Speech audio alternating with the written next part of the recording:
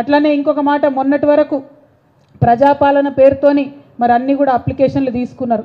1,20,00,000 అప్లికేషన్లు వచ్చినాయని చెప్తున్నారు. నిజంగా కూడా అప్లికేషన్లు ఎందుకు తీసుకున్నారో ఇంతవరకు ప్రజలకు అర్థమైతలేదు, ప్రభుత్వానికి అర్థమైతలేదు. ఎందుకంటే ఈ డేటా మొత్తం ఎవరెవరు ఏదైతే అప్లికేషన్లు పెట్టుకున్నారో అన్ని మీ సేవా సెంటర్లలో ఆల్రెడీ డేటా మొత్తం ఉన్నది. రేషన్ కార్డు అప్లికేషన్ అయినా, వితంతు పెన్షన్ అప్లికేషన్ అయినా, ఏదైనా ఆల్రెడీ డేటా ఉన్నది. ఇక కొత్త స్కీములు కావాలనుకునే వాళ్ళు పెట్టుకునే అప్లికేషన్లు తప్ప మళ్ళీ పెట్టిన వాళ్ళతోనే పెట్టి తీసుకొని ప్రజల లైన్లో నిలబెట్టిండ్రు. అది అయిపోయింది. సరే, ఇవాళ మేము ప్రభుత్వాన్ని కోరేది ఒకటే.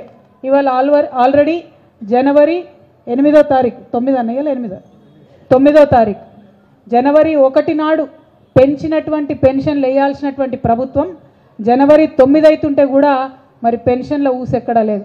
అక్కడనో ఇక్కడనో 2-3 జిల్లాలల్లో ఉద్యోగస్తులకు జీతాలు వేసిండ్రు, మిగతా జిల్లాలలో ఇంకా జీతాలు కూడా రానటువంటి సందర్భం, రైతు బంధు ఊసులేనటువంటి సందర్భం.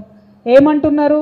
ఇవన్నీ అడిగితే అరే నెల రోజులు ఇయ్యరా, 2 నెలలు ఇయ్యరా అంటున్నారు. తప్పకుండా ఇస్తాం, 100 రోజులు కూడా ఇస్తాం.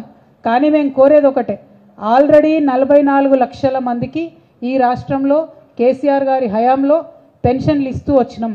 కేవలం ఎవరికైతే వస్తున్నాయో వాళ్ళకే మీరు పెంచి వేయండి పెన్షన్.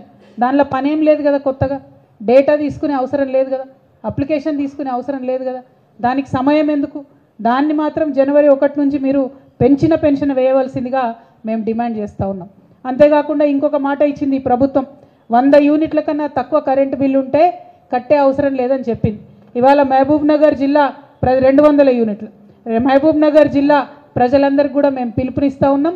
200 యూనిట్ల కన్నా తక్కువ మీకు బిల్లు వస్తే కరెంటు బిల్లు కట్టకూరి. మీరు ఎందుకోసం అని చెప్తా ఉన్నాం ఈ మాట అంటే, మీరు కట్టుడెందుకు, వాళ్ళు మళ్ళీ మనకు వాపస్ ఇచ్చుడెందుకు? కట్టకుంటే మంచిగా ఉంటుంది, ప్రభుత్వానికి కూడా ఈజీగా ఉంటుంది. కాబట్టి కట్టకుండా ఉండండి అని కూడా మీ అందరికీ నేను మనవి చేస్తూ ఉన్నాను. ఇట్లా ఒక్కొక్కటి వాళ్ళు చెప్పినవి కొన్ని చేసే ప్రయత్నం చేస్తున్నారు. అందులో ఏమన్నా లోటుపాట్లు ఉంటే తప్పకుండా ప్రభుత్వానికి సూచన చేస్తాం, సమయం ఇస్తాం.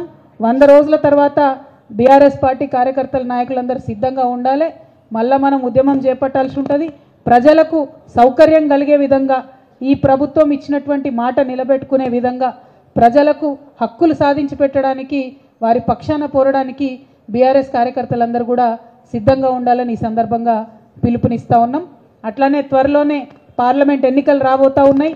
మరి పార్లమెంటులో ఏనాడైనా అది 2009 కావచ్చు, 2004 కావచ్చు, అప్పటి నుండి టీఆర్ఎస్ పార్టీ పుట్టినప్పటి నుండి ఇప్పటి వరకు పార్లమెంట్లో తెలంగాణ అనేటటువంటి మాట మాట్లాడేది కేవలం ఈ బీఆర్ఎస్ పార్టీ మాత్రమే.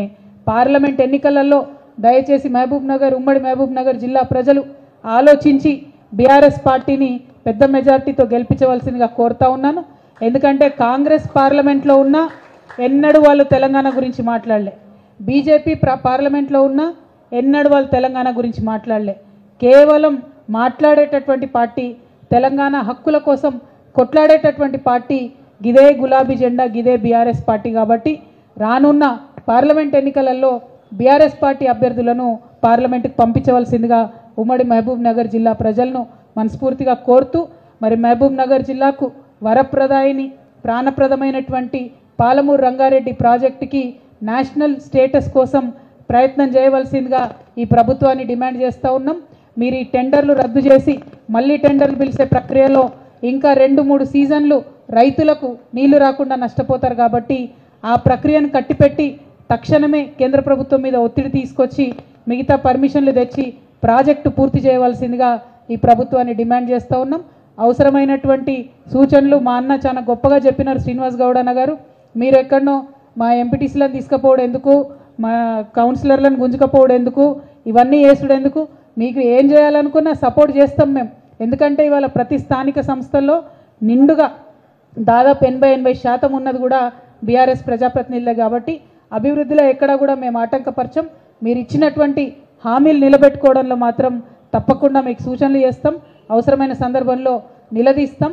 జరుగుతున్నటువంటి పనులు ఆపకుండా కొనసాగించి ప్రజల పక్షాన ప్రభుత్వం ఉండాలని చెప్పి మీ అందరినీ ప్రభుత్వాన్ని ఈ సందర్భంగా డిమాండ్ చేస్తూ మళ్ళీ ఒకసారి మహబూబ్ నగర్ జిల్లా ప్రజలకు మనస్ఫూర్తిగా ధన్యవాదాలు. ఎప్పుడు మహబూబ్ నగర్ వచ్చినా మంచిగా పాత కార్యకర్తలందరినీ కలిసి సంతోషం అనిపిస్తుంది. మళ్ళీ ఒకసారి మీ అందరినీ కలిసినందుకు చాలా హ్యాపీ. ఈసారి పార్లమెంట్ సీటు గెలిచిన తర్వాత జైత్రయాత్రకు మళ్ళీ పాలమూరు రావాలని మనస్ఫూర్తిగా కోరుకుంటూ మీ అందరి దగ్గర కూడా సెలవు తీసుకుంటా ఉన్నాను. Thank you. జై తెలంగాణ, జై కేసీఆర్.